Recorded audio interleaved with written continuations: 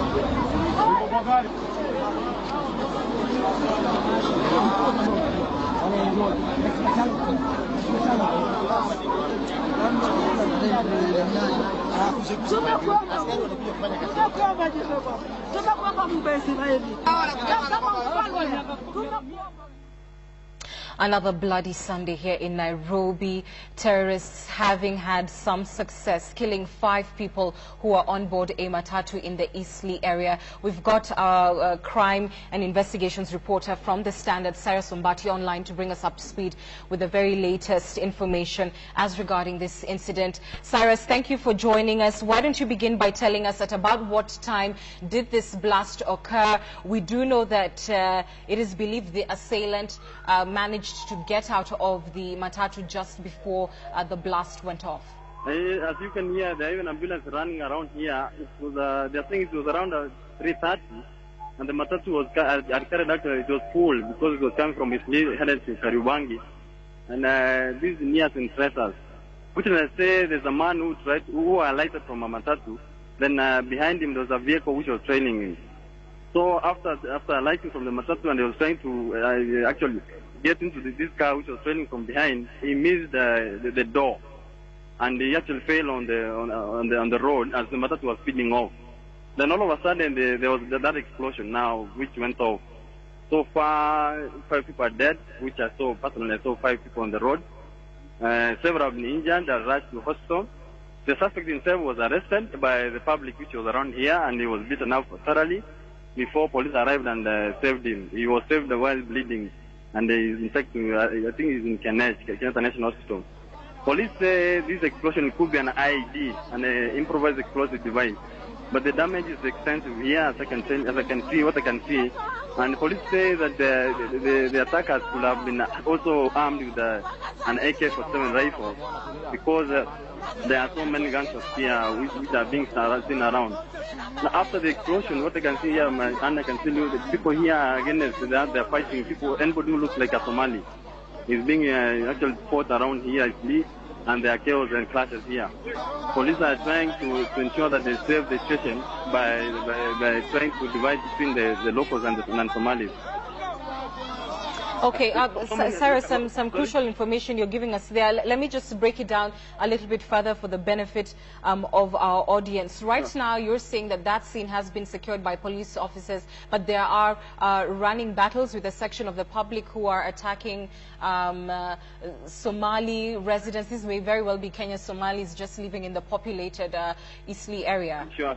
There's a lot of confusion around.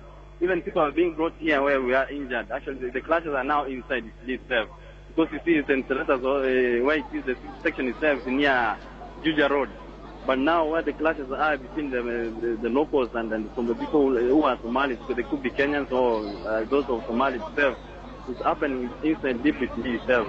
And according to police, it's turning out to be bloody and people are trying to loot using the situation. You can hear even ambulance sirens are kind of all over here.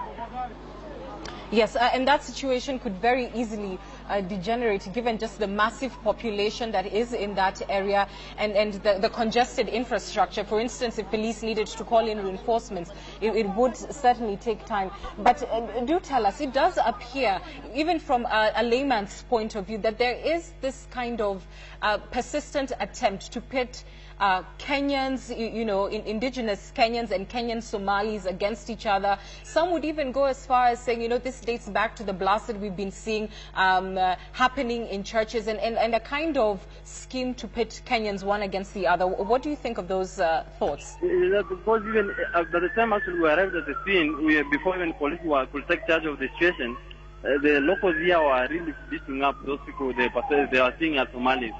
Because all along they are saying that Somalis are the ones who have been behind all these attacks. Not necessarily all Somalis, or rather you can say they are not the ones who are terrorists. It's only that this perception which is there that they are the ones who have been attacking people here, or rather throwing grenades or any other explosives which are going on around.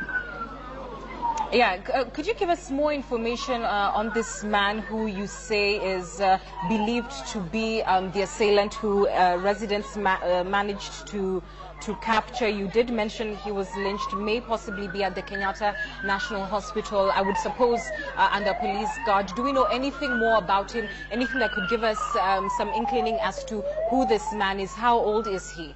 He's kind of a middle-aged man. I saw him personally, but he was bleeding at the time when we arrived and police saved him from the ground.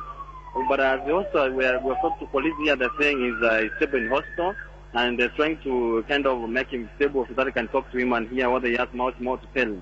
And who the other occupants who managed to escape in the other car, which witness say he was trying to kind of board before escaping from the scene, who they are.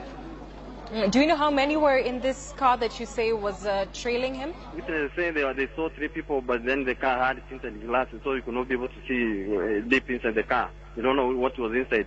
But we also don't know whether the ones who shot at the gunshots which are around here.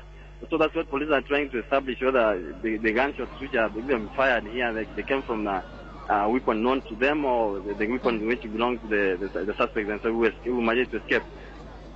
Yeah, and of course I would imagine that police may be examining other avenues in trying to capture who really was behind this attack, say for the man who is now at Kenyatta.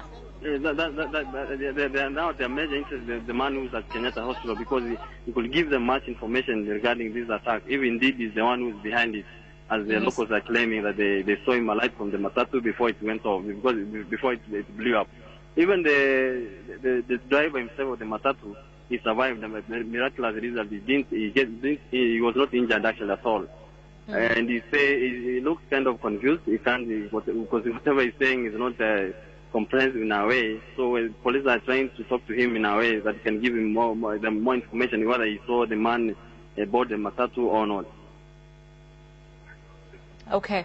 Sure. Let me just recap this for the benefit of our viewers. If you're just joining us, we are happening right now. We know that 5 people have been killed in an explosion that took place about 3:30 in the Eastleigh area of Nairobi. Several people have been wounded. We do understand that area residents are saying there was a car that was trailing the particular matatu, which was part of this blast. A man had exited the matatu shortly before the blast went off.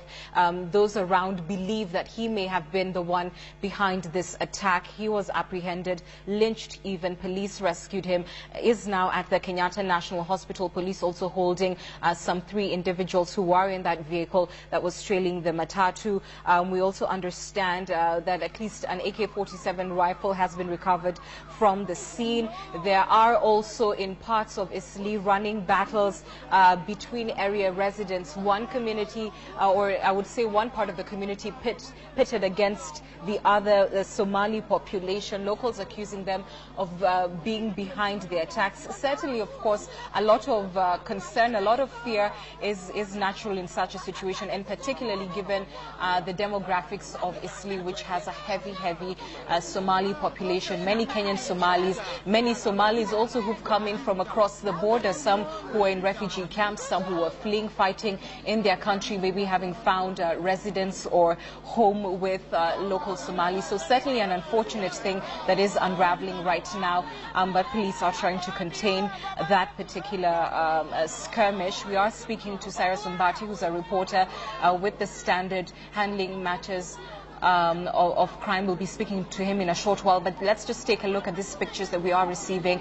coming out of Eastleigh and that particular blast that took place a short while ago.